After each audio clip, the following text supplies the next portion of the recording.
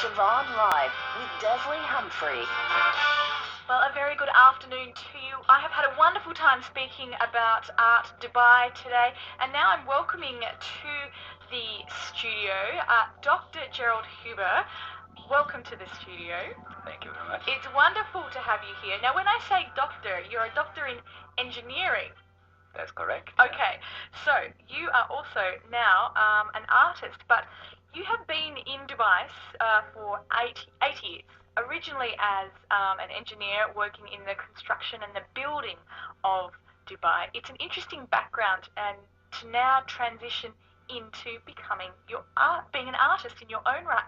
Tell us a little bit about the transition from engineer to artist. Yeah, that's a funny story because the artistic, creative part started even when doing the engineering. It was very innovative and creative buildings I was lucky to be involved with. And I did, as a kind of a hobby basis, the art since 1998 in Europe, but only the crisis gave me the opportunity to change and to focus on a new career here in Dubai, and this is the art. And so I'm combining contrasts. And this is, I think, the interesting part of it. I'm combining the engineering field, seeing the skyline of Dubai, both from the engineering technical side as well as from the artistic creative side.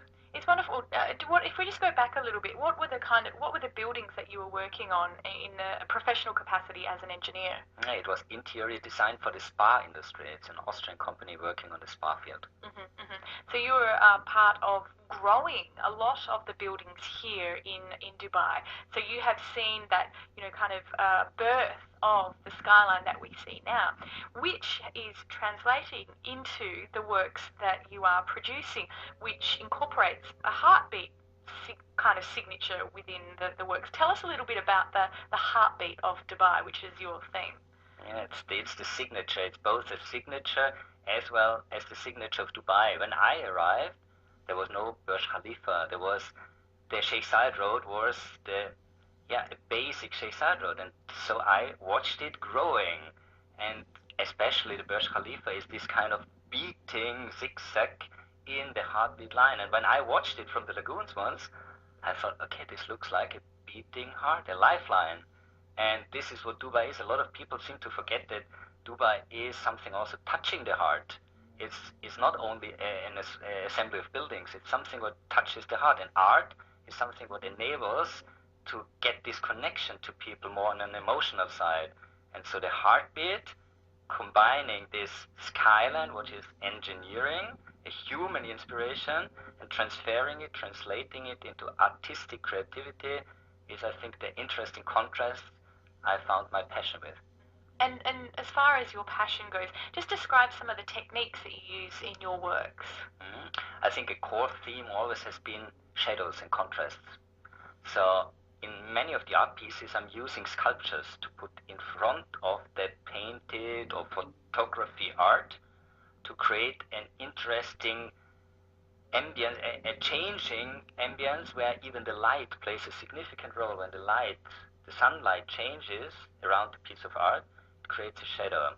And the shadow is sometimes, it's everywhere around us. We often overlook it, but the shadow creates the interesting part, which when you look closer to shadows, it inspires your fantasy. And so this I want to reflect into the piece of art, that the people look again, see the shadow, see how it transforms, and then take inspiration for everyday life. Because so it's photographs, so it's a multi-layered works that you create. There's lots of colours, but there's also mirror images with the shadows and the pictures. So why have you created that? Because a lot of it, underneath and above, you are seeing the mirror images of the city there.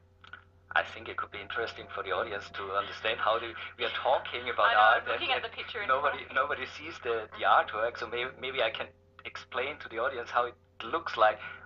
When we look about the heartbeat, it could be, of course, the sand of Dubai, the desert of Dubai, and the lower part of the art piece, created in some pieces with golden color, with some sand. I'm mixing some sand into the color so to get in the ambience of Dubai. Then you have the sky. I have the night sky or the day sky, sometimes with strong colors in yellow, green.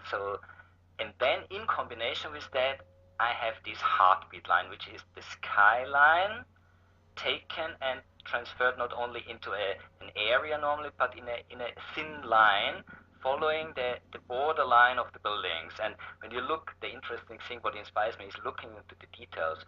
It's one single heartbeat captured. Funny, it's exactly 1 year ago. It was on the 11th of March 2011 that I captured this moment, what you see now. And you see even the cranes on the building. For me, it's important. It's a real lifeline. You see the cranes. You see how Dubai was beating on this special day a year ago. And then you speak about these mirrors and reflections. Sometimes I use the reflection which I have seen watching from Ras Al Khor, from the lagoons. And again, the reflection makes it interesting. People ask me, why is the reflection sometimes a different size? Why is it bigger? Again, because when you look in the details, you see more. It's magnifying. And this is kind of the artistic approach to it. Another element in your work is the fish, but that also incorporates the shadows. In the fish works that you have these wonderful fish that stick out of the paintings. So it's kind of a 3D painting, really, and then the shadows from the room, I guess, would change and shift within the piece. Tell us a little bit about the inspiration behind creating, I guess, a 3D painting. Now, when we talk about the fish, the theme is energy, and the G is the fish. When you look at the fish is smiling, has a big, big smile. This is what the art is about. It's about making people happy, and the fish was this translating element to get this happiness over, because you can show this big smile on a fish. The fish is alive in the water. Water is life. And then with the shadows, in this case, what you see now, it's a metal piece, the fish, cut of metal and then painted, and it's in front of the piece of art. It's kind of sticking out and can be even changed in the angle.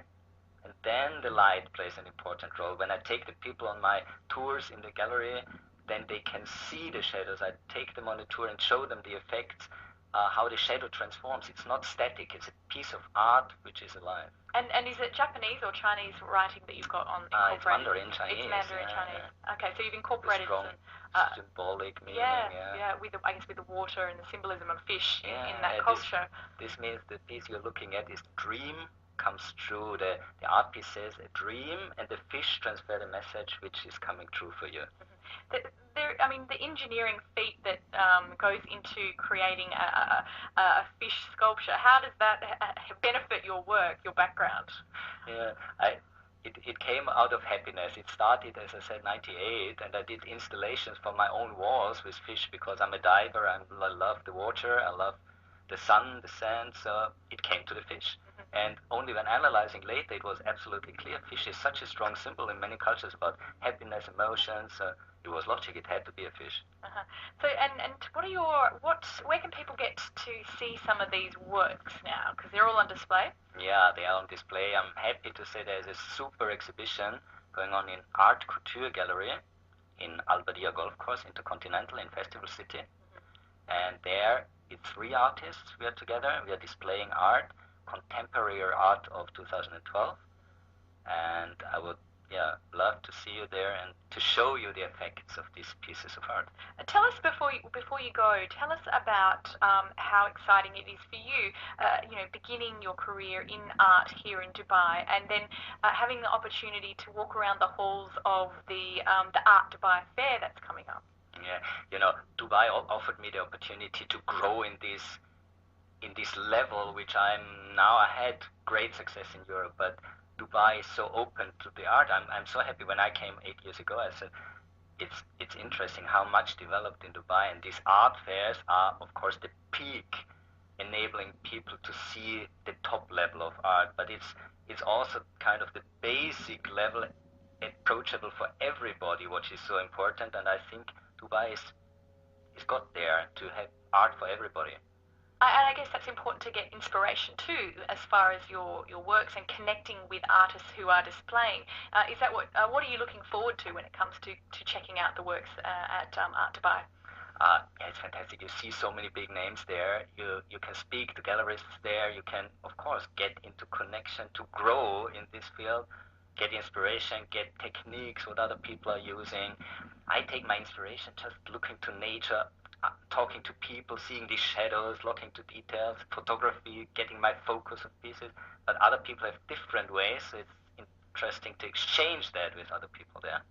Well, Gerald Huber, thank you very much for being here. Now, people can check out your exhibition, which is down at Art Couture down at the golf course in Albadia. But as far as your website and details there, where can people check out your website? I call it G. It's spelled G-H-I-I. What is Gerald Huber, and inspiration. So G.com, G-H-I-I.com. Excellent. Well, thank you very much for your time and all the rest. Now, you have been listening to the Edge program on Dubai Eye 103.8. It has been my absolute pleasure to be talking about Art Dubai, which is coming up next week, and we will be focusing all next week from 12 to 2 on Art Dubai and all the special events being broadcast to you live around Dubai. Now, you have been listening to Dubai Eye 103.8, the Edge program.